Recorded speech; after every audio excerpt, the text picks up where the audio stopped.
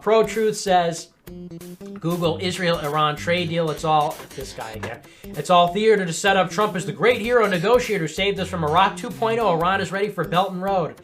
Yeah, I doubt that's true, but okay. A few minutes later. I'm very proud of the president today. It was a good decision, very white-pilling, but he is the only one, I think, who has the fortitude, I think deep down the convictions, the competence to really resist the broad strokes of neocons and open borders, some of the bad things that are happening. So it's good to see. It's good to see that this happened. This makes me have a lot of faith in the president. You know, I thought the other day and earlier this week that we were hurtling towards a war. It was out of our control. It could result in something we didn't like. Pro Truth says, Nick, I'm telling you the strike was never going to happen in the first place. Belt and Road. Yeah, thanks for that. Yep. Back at it. Okay, real quick, what does Nick Fuentes not understand about Iran and the Belt and Road? Well, to get into that, I would first have to get into Israel's new and up-and-rising ties with China and their trade in high technology. The best way to start that off would be with this Times of Israel article, which headlines, "In Beijing, Netanyahu looks to marry Israel's technology with China's capacity." Now, if you're not into the loop on the whole Belt and Road thing, Israel is shifting focus from the whole neocon wars and stuff like that, and they're focusing on the new trade route, which is the Belt and Road. And the major theme in this, as you've seen in this article, is Netanyahu and his plans of basically getting really close with China and setting up this new trade route, and basically banking off of China's demand for high technology, especially US technology, because that's what it is. It's our technology that they have taken and tweaked up to make their own. And as of right now, and this has been going on for a while, but it's just in the past few years that Israel has drastically shifted their focus from the whole wars in the Middle East thing with the neocons and stuff to this setting up this big trade route. And the main players are going to be Israel, Iran, Russia, and China. Recently, I was on a show called The Chopping Block. It's a little YouTube show that this guy called X Truth does, where I tried to explain this to him. I managed to call in. Admittedly, I was a little awkward because I didn't expect it to be accepted through the call, so I was caught off guard, and I was trying to get through all my articles and get it all organized. So I was stumbling over my words a little bit, but I was trying to explain this to him, and he thought he was being clever by just throwing all this. This is all dismissive. This doesn't count. And then he was sitting there basically saying that Israel selling all our technology to China doesn't have anything to do with us. We're not getting sold out because Donald Trump's here and he's doing America first, which America first, apparently America first to him means just sitting back and letting Israel sell all of our technology to China. And then of course he had to cut me off mid-sentence real quick. He seemed a little shaken up. On here. What's happening? I'm trying to take a lot of, the thing is that they're selling out our entire country to China. Like, no, that's been going on prior to Trump getting in office. They've been doing that. The Democrats and the Republicans, they've been selling us out to China for a long time. That's why Trump is in there straightening it out, getting us, putting America first, and that's why we're renegotiating trade and everything else. So, what's next? This ain't that. But then here's Israel, siphoning in all this technology through the back door into China and up into Russia. And this whole country will get sold down the river. Yeah, but we're not. We're not getting sold down the river. We got Donald Trump in office. He's putting America first, and we're winning, and we have the best economy. We're the envy of the world. So what's next? Well, thank you very much. Anybody else got something to say? I mean, what's next? Israel. But we got Donald Trump in there. I'm not gonna talk about this Israel shit and whatever they doing over there. It's the faggot. Look at. What I was about to get into before he cut me off, though, was you might have heard about the Huawei or Hungwei, whatever it's pronounced, the new 5G phone that China, everybody's freaking out about it because it's China's new line of 5G, which they're unveiling to combat the market in the US. Now, would China have gotten that 5G, you might be wondering? Well, Qualcomm developed 5G and it was developed in Israel. And considering that Netanyahu has already been really revving up trade with China, especially in the high-tech sector. Well, you don't really have to go too far to put things together and guess where they might have gotten that technology. Now, what's a phone, right? I mean, it's a phone, you know, big deal. They got their own phone. But wait a minute. Remember the F-35?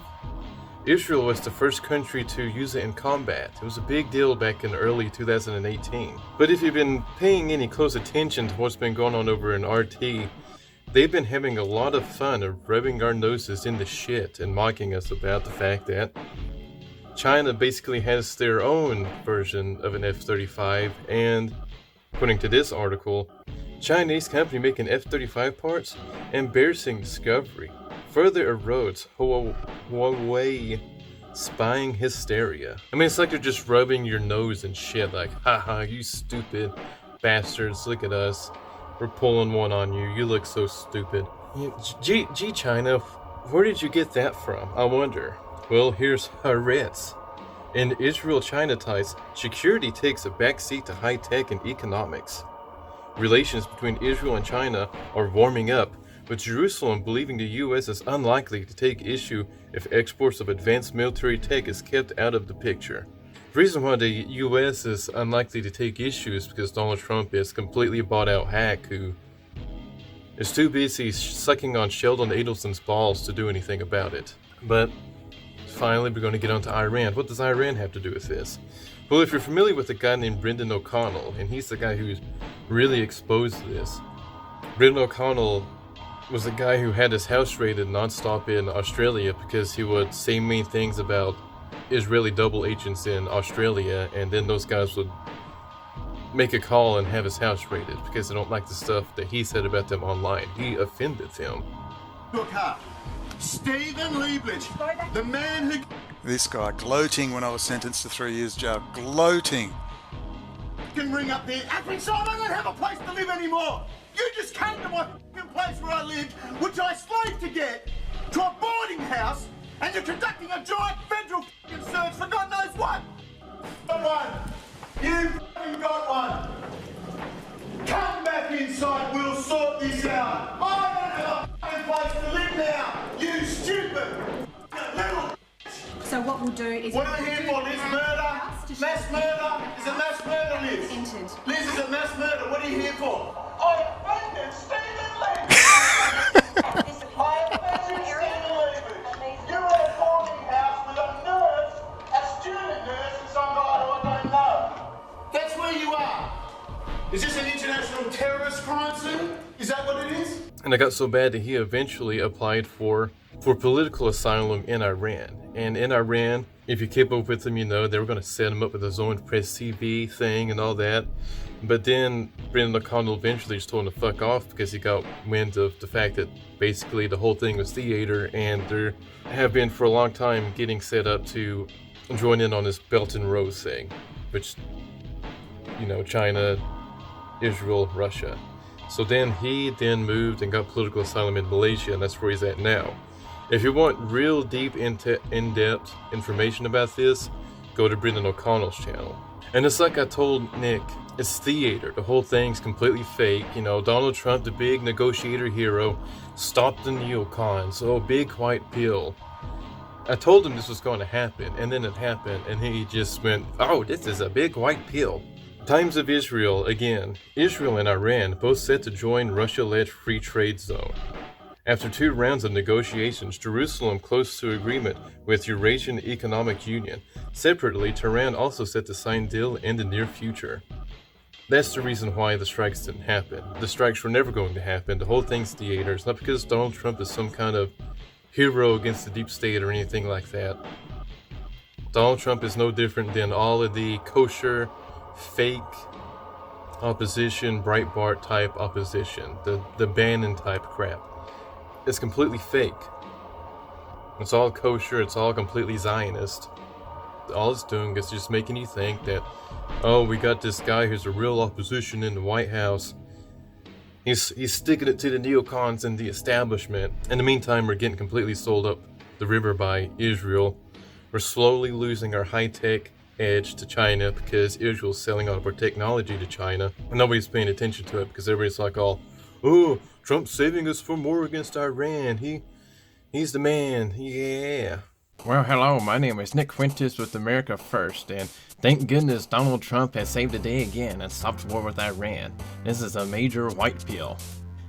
Oh, Nick Fuentes, you're so red-pilled, and you got such a nice jawline, and your muscles are so big, and you're so smart. You're the best. Oh, why, thank you, pretty cat boy. And matter of fact, if I wasn't Catholic, I'd probably kiss you on the mouth. But I can't do that because we're not married. I wish we were married, Nick Fuentes, because that would be so trad. That is true, and then I would kiss you on the mouth because that's what super trad dudes do. Marrying a cat boy is super trad, unlike marrying some pagan faggot like Brittany Venti. She's brown. Oh, you're so smart and smooth, Nick Fuentes. Oh, please, Catboy Waifu, you're making me blush. But Nick Fuentes, there's only one problem. You're Catholic. Can we really be together? Is it too good to be true? Oh, don't worry about that. Everybody knows that if it's a catboy, it's not gay. Just so long as you aren't some degenerate pagan like Brittany Venti, and then it's perfectly okay and super trad. Oh, Nick Fuentes, I think I love you.